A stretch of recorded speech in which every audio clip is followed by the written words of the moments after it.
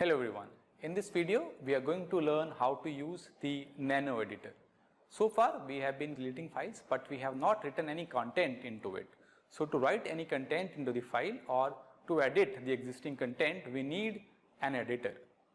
So a couple of commonly used editors are VI and Nano. It doesn't matter which editor you use, but for this particular course, I'll be discussing Nano editor, and I myself will be using the Nano editor for any kind of editing that we'll do within the course. So it's a very straightforward editor. Let's practically see how to use it. Now let us see the practical use of Nano editor. So we'll write the command Nano and then we'll give the name of any file. It can be existing file, it can be a non-existing file. If it is a non-existing file, then the editor will create the file on the go. So let's suppose the file name is win.txt. So you see this editor here and you are free to type anything you want. This is a sample text written in the win.txt file, right? So you are free to type whatever you want. And now to perform certain tasks, you can see there is a help at the bottom. So these are some of the common tasks.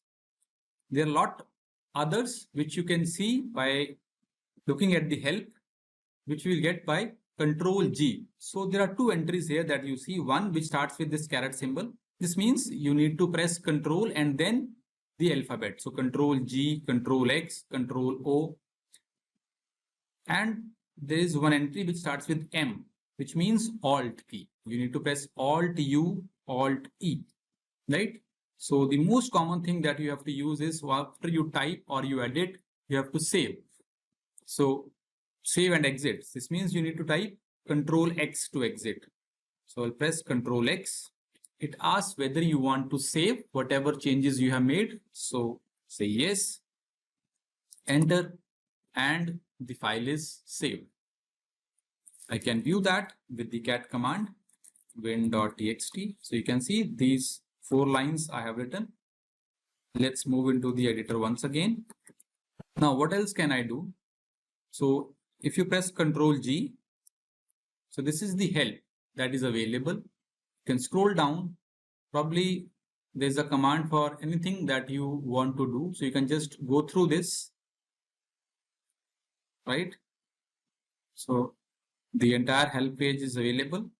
To come out of this, press Q. So I'll just perform a couple of very common tasks. For example, you might want to cut this line from here. So for that it is Control K. To paste, go to the line where you want to paste it and write or press Control U.